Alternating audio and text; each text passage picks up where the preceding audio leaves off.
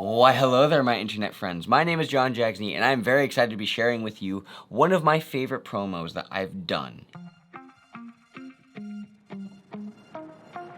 It is the Eclipse brand video for Ultra Pro International, and that includes sleeves and dice and binders, and before any of that happened, it looked like this.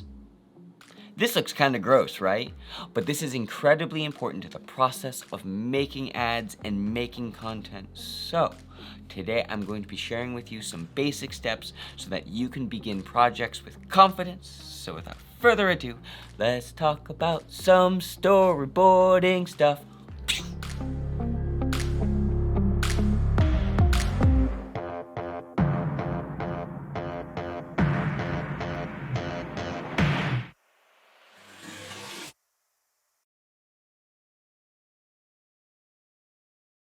So obviously you're here to learn some pre-production things, and the video we're going to be mainly covering is the brand video I made for Ultra Pro on their Eclipse line, but the principles here you can carry on into your other projects, whether that be a live action shooting on a DSLR or some cinema camera stuff, or doing 3D motion graphics. So, first things first, music.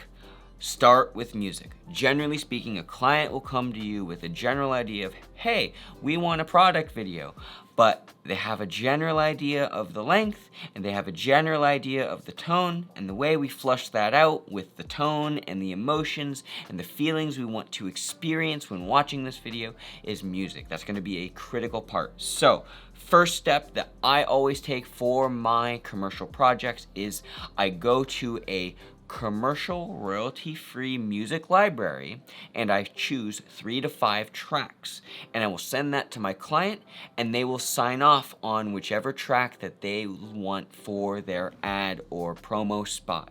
Now, if they don't like that, I generally say, hey, can you do me a favor and find some other ones that you like, and then we can work off of that.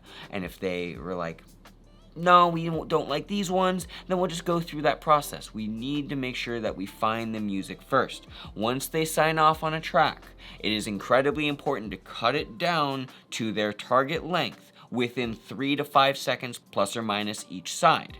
And the reason why you do that is not all music will be exactly timed to whatever the client needs for timing. So if the hard cutoff is 30 seconds, you have to tell your client, the ending to this video will be somewhere between 25 and 30 seconds, just because that's the way music and rhythm works.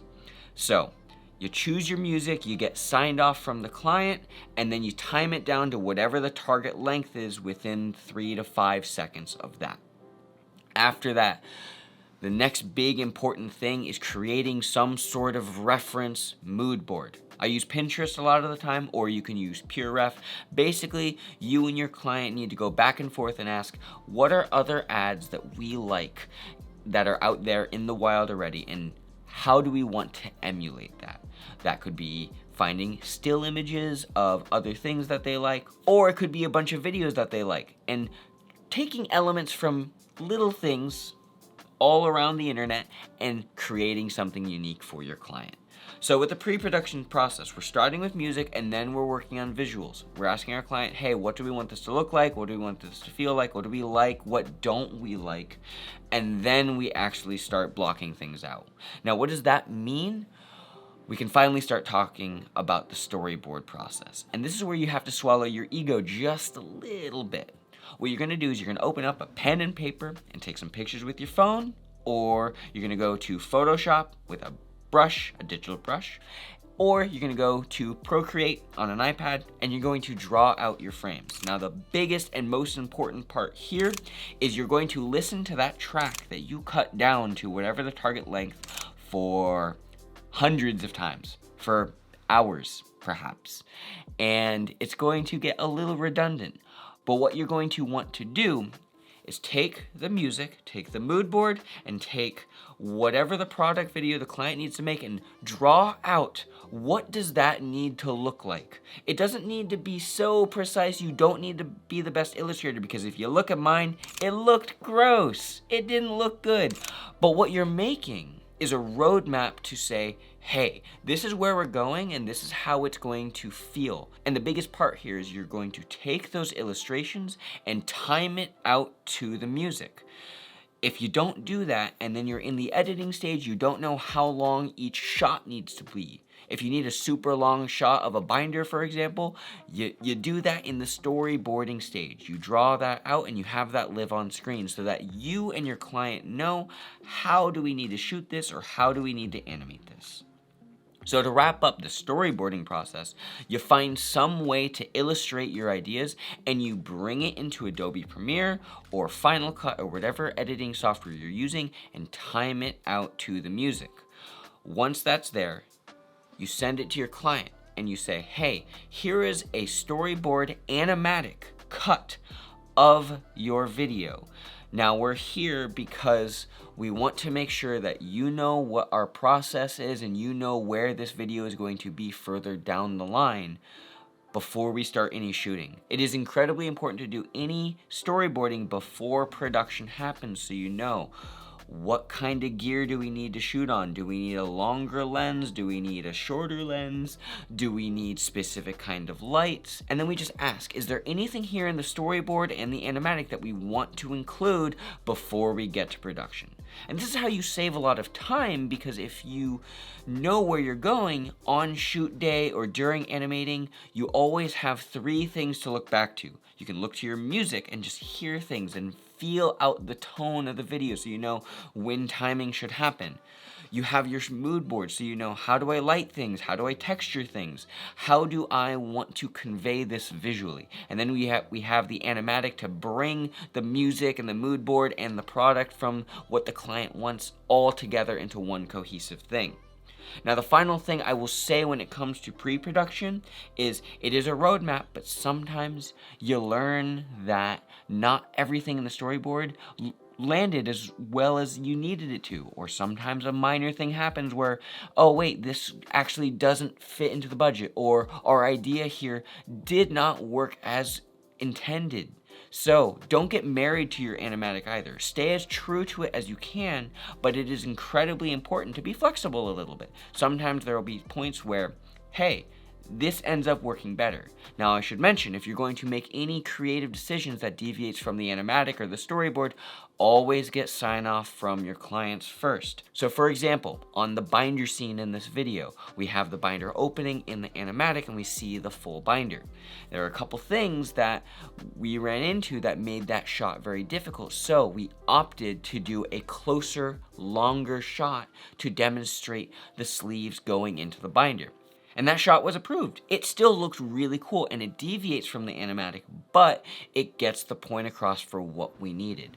Really, the animatic was there to ask, hey, in this section, this is what we want the action to be. Is this what you want, before we spend a lot of time really finessing that final animation?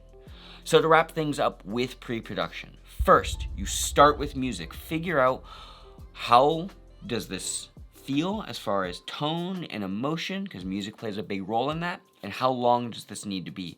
Cut that music down and then get sign off on that track before you move forward. After that, put together a mood board. What does the lighting look like? What does the visuals look like? Make sure that your client is telling you, hey, this is how we want this to look, and this is how we want it to be paired with the music. And that's where the animatic comes in. You take your rough illustrations and you time it to the music. Once you get sign off on that, then you can actually start the production process. But all of this pre-production stuff is going to save you time in the long run, because everyone knows where you're going once you get started. And the biggest thing at the end of the day is communication. Communicate every step of the process and remind everyone who's there that, hey, this is what we're trying to do, this is how we're trying to convey this video and make this ad, make this spot, and make it feel right. Doing all these steps will really give you the creative freedom to explore, because you're doing a lot of the imagination before any of the hard work actually starts. And really, some of this stuff is actually the hard work. Like making something out of nothing, that's hard. That's real hard. So this is a critical part to figure out, hey, what do we want this to be? So that's it. that's my pre-production process. I hope you learned something. If you did, let me know in the comment section down below, or if you have questions, comments, concerns, whatever else, comment section is down there for that as well. Or you can hit me up on Instagram at JohnJagsNey, and I will leave you with the usual line. Eat 1 gram of protein per pound of body weight and you'll make some gains. Goodbye, my friends. Bye.